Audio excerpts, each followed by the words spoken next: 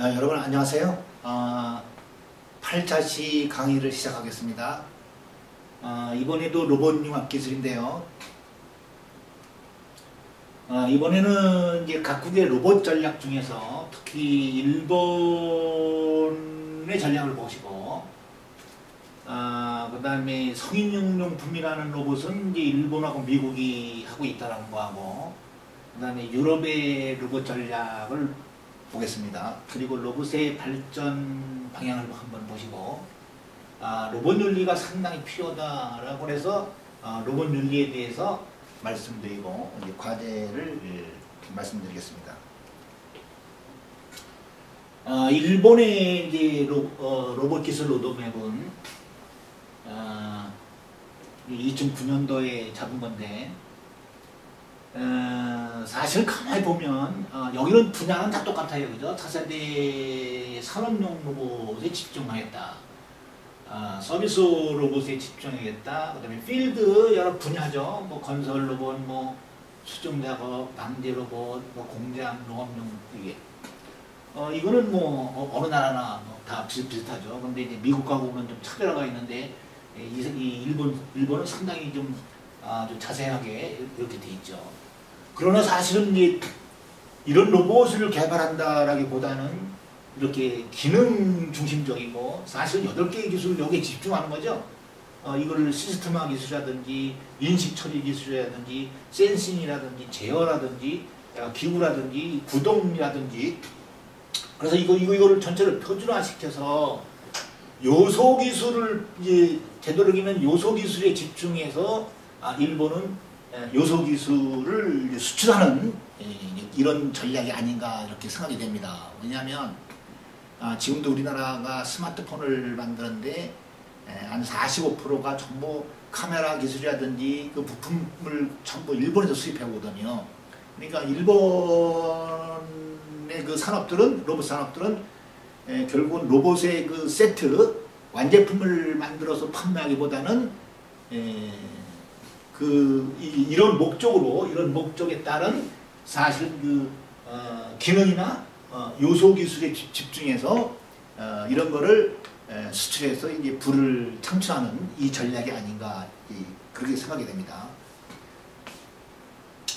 그래서 로드맵을 보면 아주 도입 시나리오가 여러분들 상당히 자세하게 잡았어요. 이게 이제 일본의 경산성, 우리나라로 말할 것 같으면 이제 정보통신부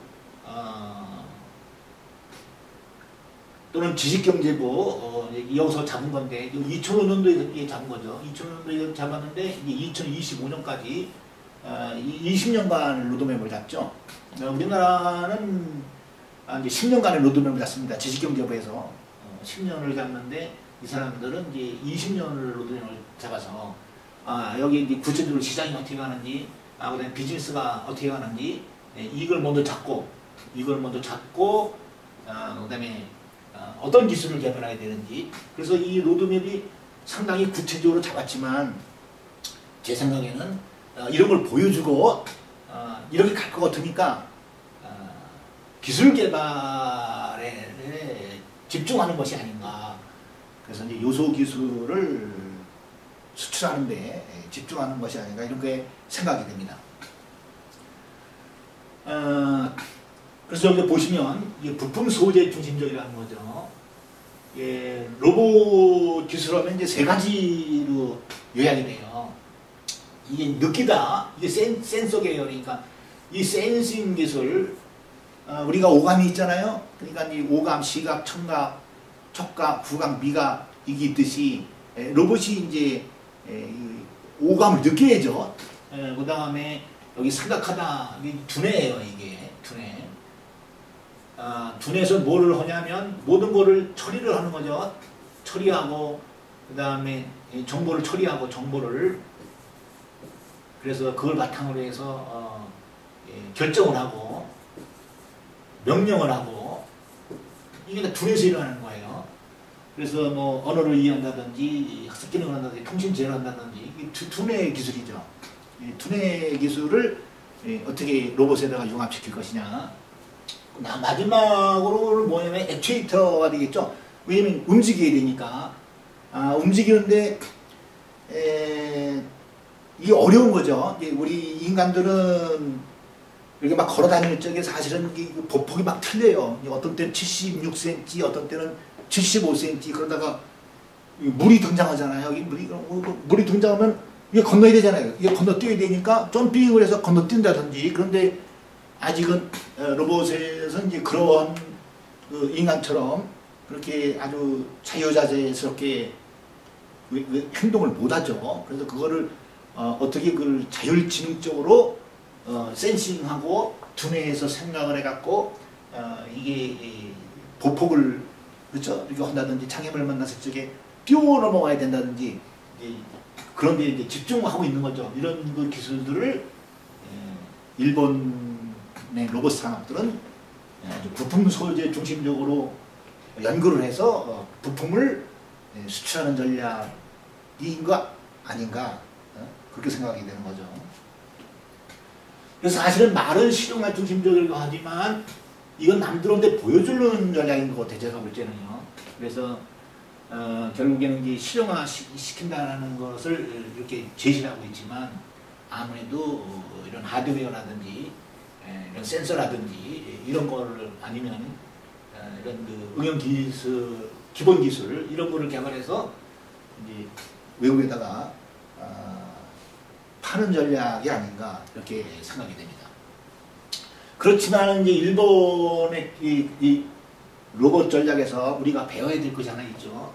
상당히 서비스하고 시장 중심적으로 시나리오를 잘 짜서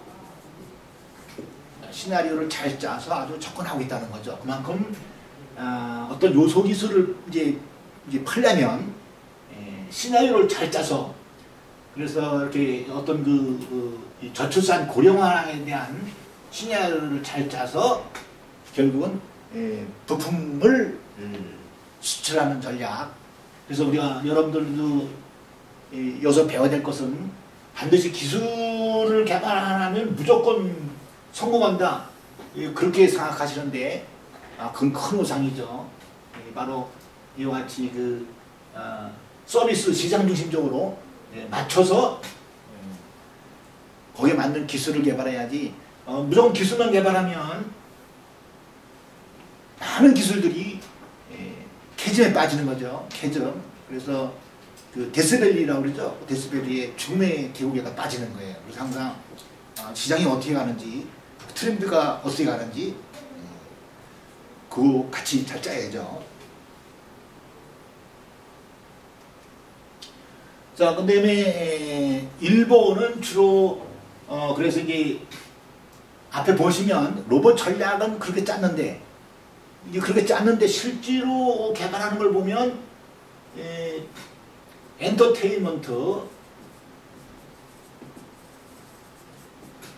이제 어떤 그 오락용 중심으로 진짜 로봇을 세트화 시키고 있다는 거죠.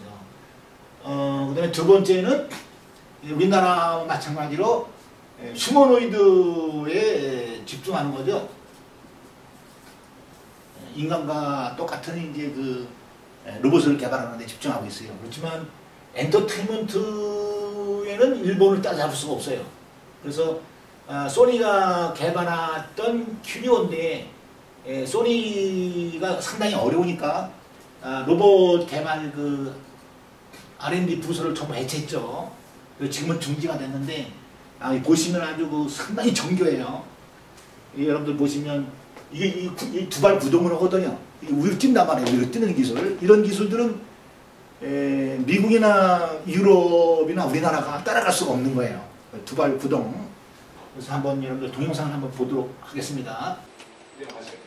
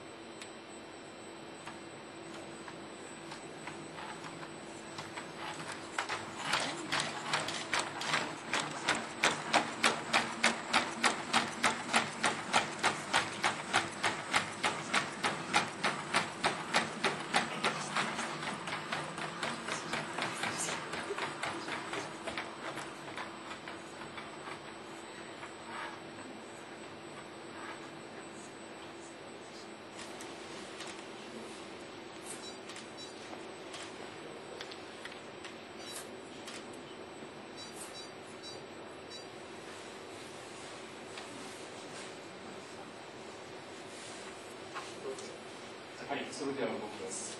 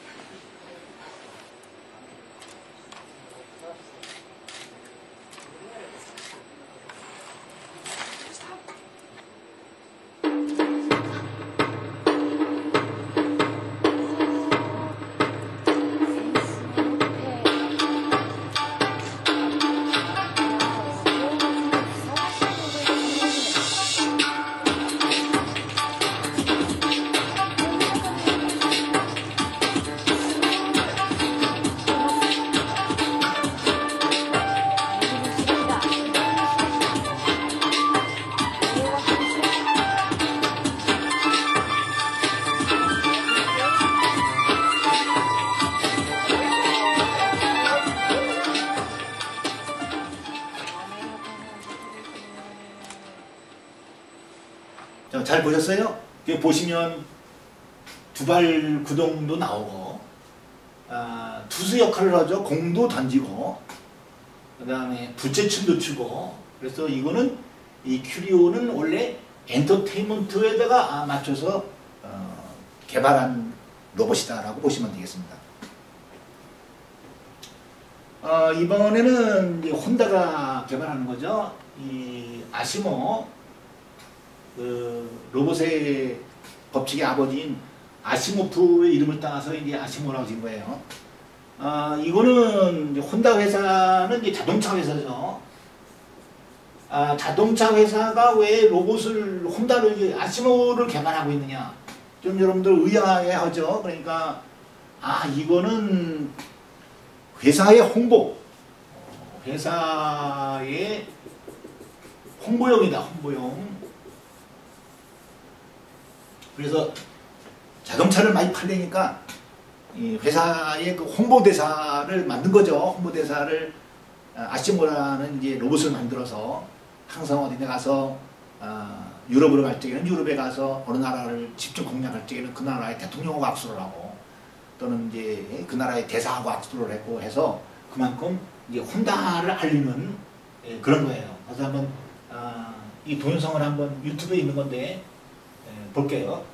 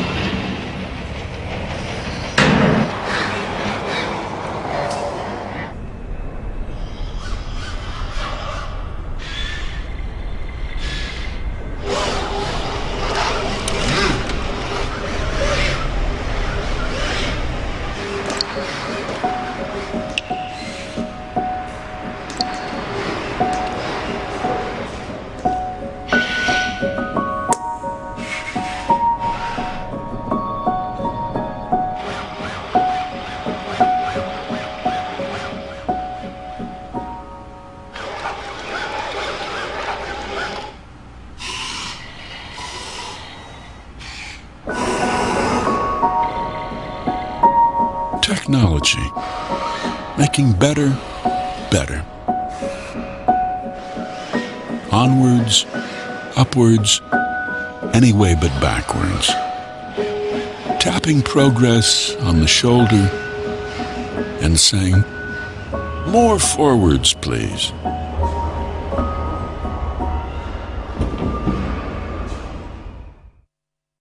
자, 동영상 잘 보셨죠? 아주 상당하죠?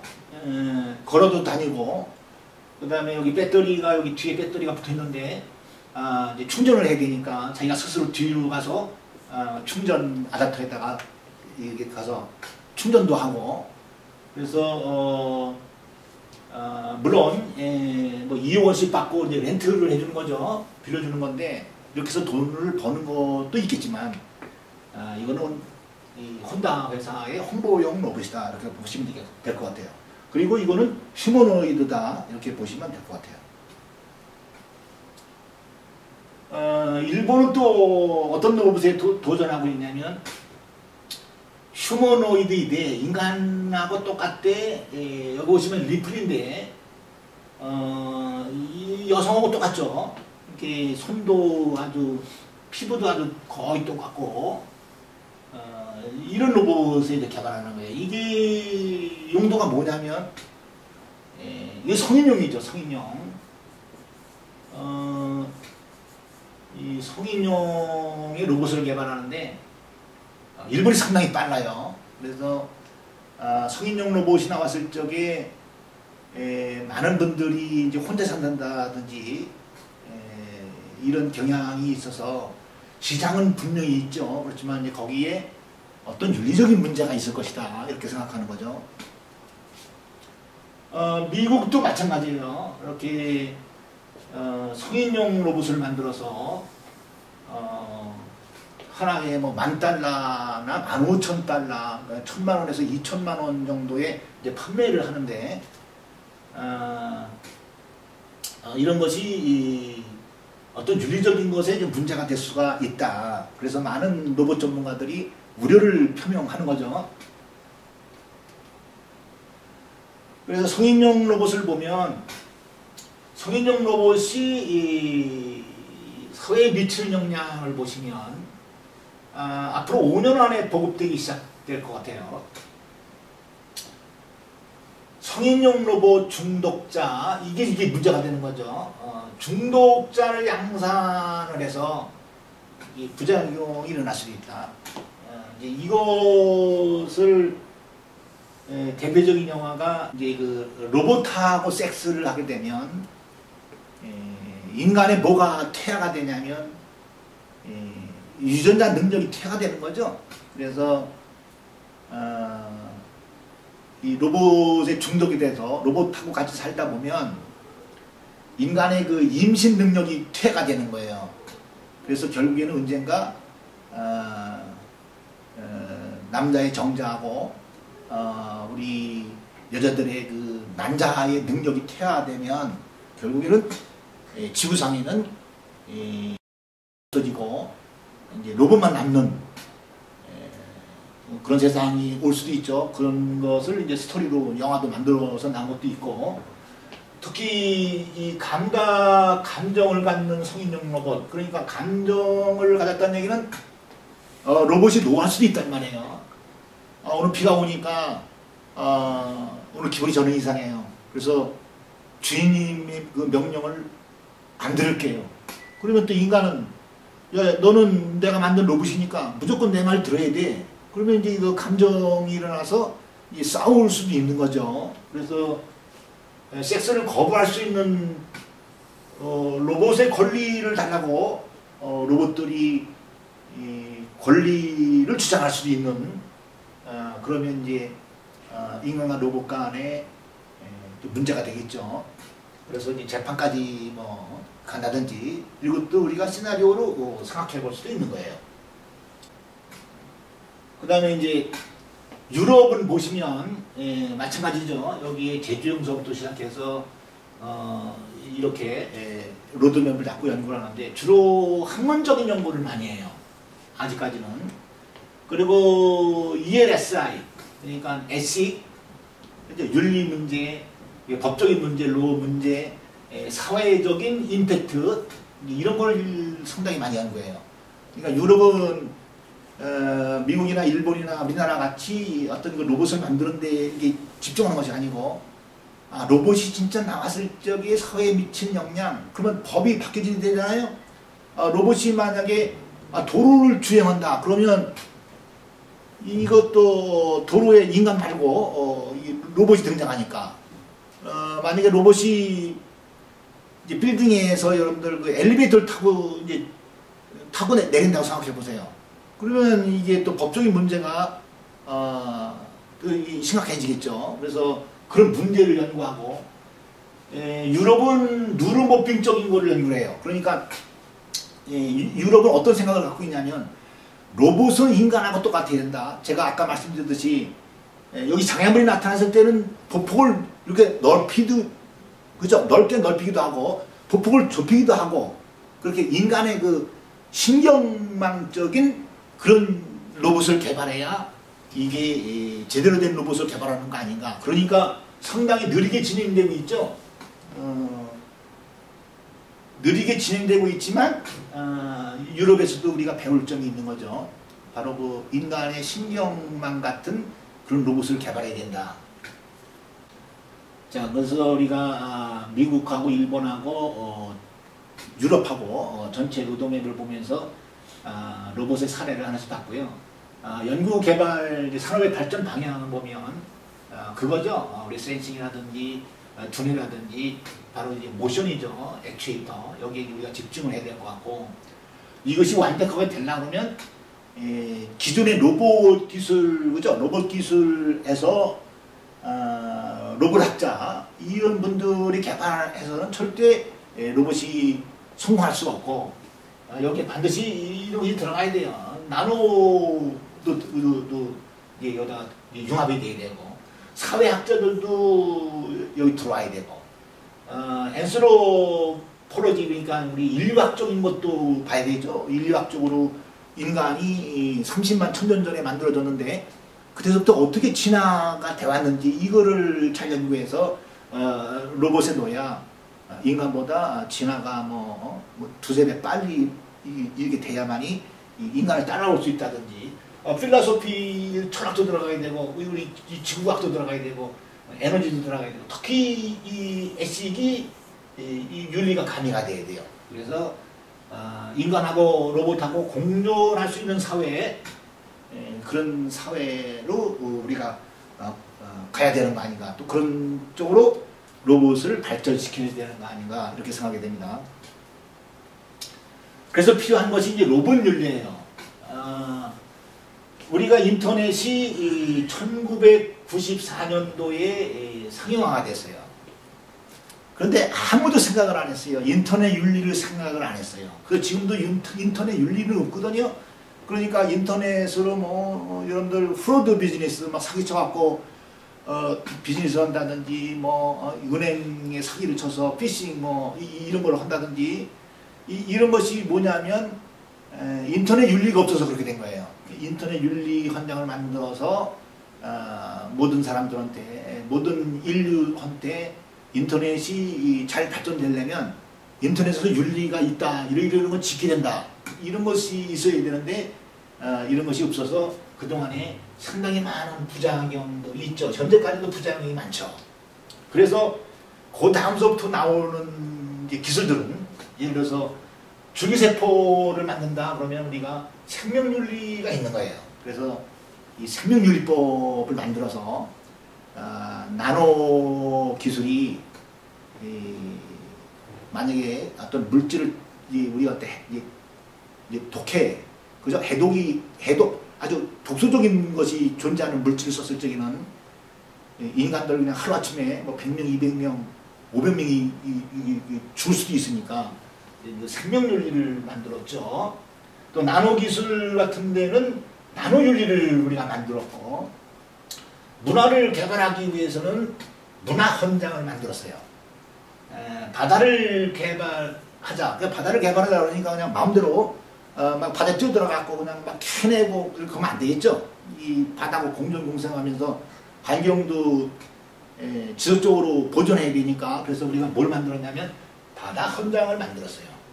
그래서 이게 로봇이 앞으로 분명히 여러분들 시대에는 로봇 시대로 가니까, 로봇과 공존하니까, 어떻게 이 로봇과 공존하려면 반드시 뭐가 필요하냐? 로봇 윤리가 필요하다. 그래서 우리가 로봇 윤리 헌장이 반드시 필요하다, 이렇게 생각이 됩니다. 그래서 제가 로봇 윤리위원회 재정위원인데, 그리고 로봇 윤리 헌장 제가 작가입니다. 그래서 제가 로봇 윤리 헌장 우리나라에 1.0을 썼는데요. 그래서 이와 같이 2007년도, 2006년도서부터 2007년도서부터 시작해서 이렇게 연구를 해왔는데, 지금은 잠시 중단된 상태예요. 그래서 로봇 윤리 헌장 1.0까지 끝냈어요. 1.0에 오늘 어떻게 되어 있냐면, 21세기 중반에 인간이 만든 건데 생물체를 담고 최선의 감성과 지능을 가진 로봇이 인류 역사상 최초로 등장하게 될 것이다. 인간과 로봇이 함께하는 미래 사회는 윤리, 사회, 경제, 교육, 문화 등 여러 분야에서 다양한 방향으로 발전 전개될 것이다. 따라서 우리는 인간과 로봇이 함께하는 미래 사회가 부정적인 방향으로 가는 것을 사전에 방지하고, 그렇죠. 앞에서 이제 설명드렸지만 부정적인 방향을 생각하면 로봇이 발전할 수가 없죠. 그래서 인간과 로봇이 협력할 수 있는 미래 사회를 실현하기 위해 관련 윤리 현장을 제정할 필요성과 또 우리는 그런 인간이기 때문에 책임감을 갖는다, 이렇게 돼 있어요. 이 윤리 현장 1.0의 맨 앞부분에는. 그래서 지금은 이제 중지됐고 각 나라도 미국도 윤리 현장을 발표를 못했어요. 유럽도 윤리 현장을 발표를 못했고, 그 다음에 일본도 윤리 현장을 작업을 하고 있지만 아직 발표를 못했어요. 우리도 2006년도서부터 이렇게 준비를 했지만 아직 윤리 현장을 발표를 못했어요. 우리 때는 발표 못할 수도 있어요. 그러나 이제 여러분 시대에는 윤리 현장 1.0이 발표가 되든 2.0이 발표가 되든 3.0이 발표가 되든 발표되면 그것을 좀 더 업그레이드 시키고 여러분들 시대에 맞게끔 또 4.0을 발표를 하고 5.0을 발표를 하고, 그래서 이거는 윤리현장 1.0은 언제까지 커버가 되냐면 2030년까지 커버가 되는 거예요. 왜 그러냐면 우리 시대는 2030년까지만 커버하면 돼요. 그래서 2030년까지만 커버하는 윤리현장 1.0이고, 자, 그 다음에 여러분들은 또 그것을 이어받아서 뭐 2040년, 2050년에 윤리현장을 지속적으로 업데이트 시키고 발전시키면 상당히 좋겠죠. 자, 이건 과제고, 자, 이상으로 로봇 융합기술 미국하고 일본하고 그다음에 유럽의 사례를 보았고, 윤리현장을 써야 되겠다, 윤리현장의 필요성에 대해서 살펴보았습니다. 감사합니다. 안녕히 계십시오.